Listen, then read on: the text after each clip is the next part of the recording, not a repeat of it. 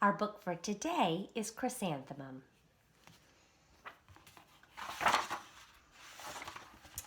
The day she was born was the happiest day in her parents' lives. "She's perfect," said her mother. "Absolutely," said her father. And she was. She was absolutely perfect. "Her name must be everything she is," said her mother. "Her name must be absolutely perfect," said her father. And it was. Chrysanthemum. Her parents called her Chrysanthemum. Chrysanthemum grew and grew and grew, and when she was old enough to appreciate it, Chrysanthemum loved her name. She loved the way it sounded when her mother woke her up. She loved the way it sounded when her father called her for dinner.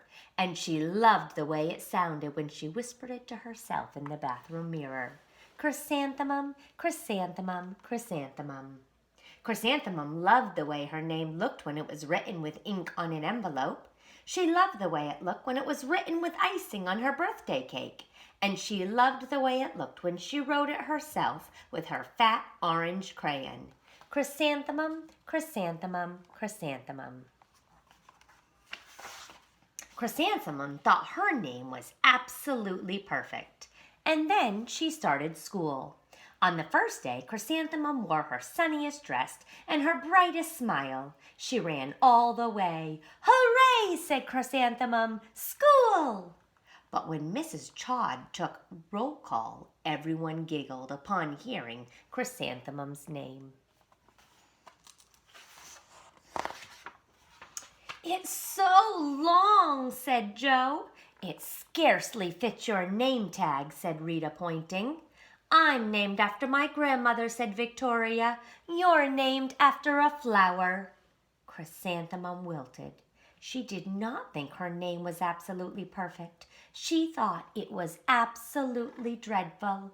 The rest of the day was not much better. During nap time, Victoria raised her hand and informed Mrs. Chud that Chrysanthemum's name was spelled with 13 letters.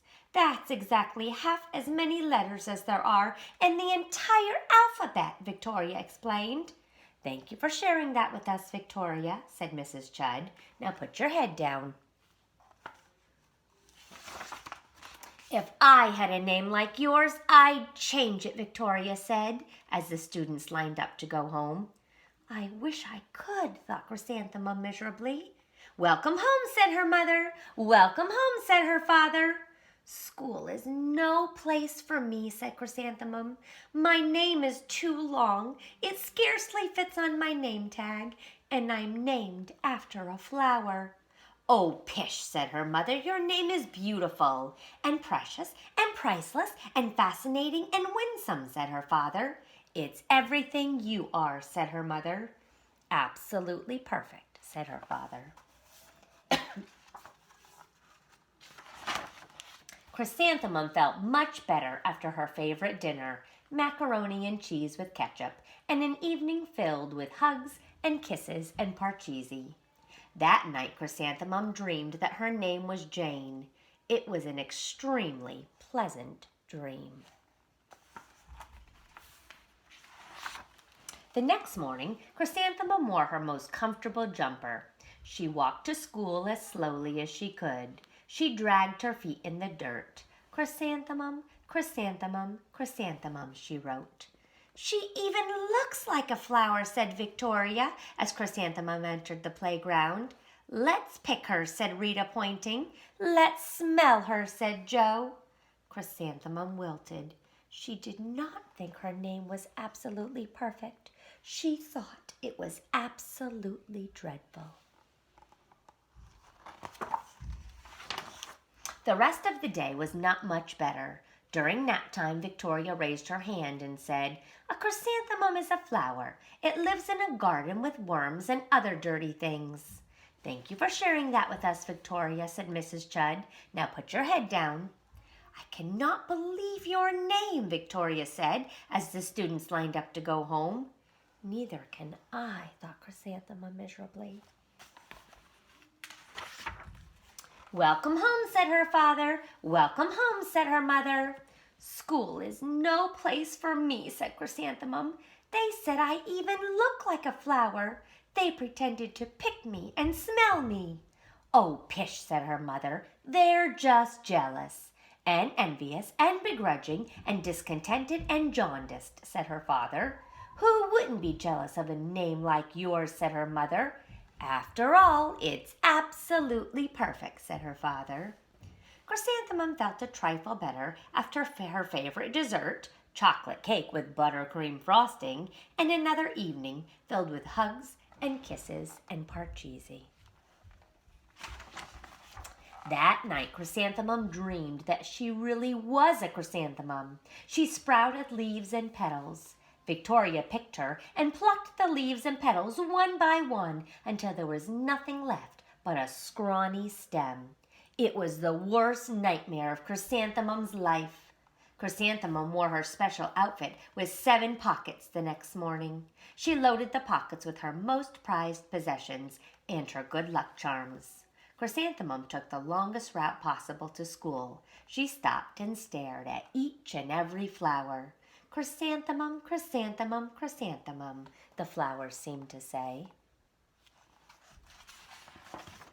That morning, the students were introduced to Mrs. Twinkle, the music teacher. Her voice was like something out of a dream, as was everything else about her. The students were speechless. They thought Mrs. Twinkle was an indescribable wonder. They went out of their way to make a nice impression. Mrs. Twinkle led the students in scales. Then she assigned roles for the class musicale. Victoria was chosen as the dainty fair queen. Rita was chosen as the spiffy butterfly princess. Jo was chosen as the all-important pixie messenger.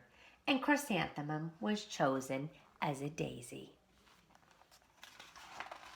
Chrysanthemum's a daisy, chrysanthemum's a daisy. Jo, Rita, and Victoria chanted, thinking it was wildly funny. Chrysanthemum wilted. She did not think her name was absolutely perfect. She thought it was absolutely dreadful. What's so humorous? Asked Mrs. Twinkle. Chrysanthemum was the answer. Her name is so long, said Jo. It scarcely fits her name tag, said Rita, pointing. I'm named after my grandmother, said Victoria. She's named after a flower. My name is long, said Mrs. Twinkle. It is, said Jo. My name would scarcely fit on a name tag, said Mrs. Twinkle. It would, said Rita, pointing. And, said Mrs. Twinkle, I'm named after a flower, too. You are? asked Victoria. Yes, said Mrs. Twinkle. My name is Delphinium. Delphinium Twinkle. And if my baby's a girl, I'm considering Chrysanthemum as a name. I think it's absolutely perfect. Chrysanthemum could scarcely believe her ears. She blushed, she beamed, she bloomed. Chrysanthemum, chrysanthemum, chrysanthemum. Jo, Rita, and Victoria looked at Chrysanthemum longingly. Call me Marigold, said Jo. I'm Carnation, said Rita, pointing. My name is Lily of the Valley, said Victoria. Chrysanthemum did not think her name was absolutely perfect. She knew it. The end.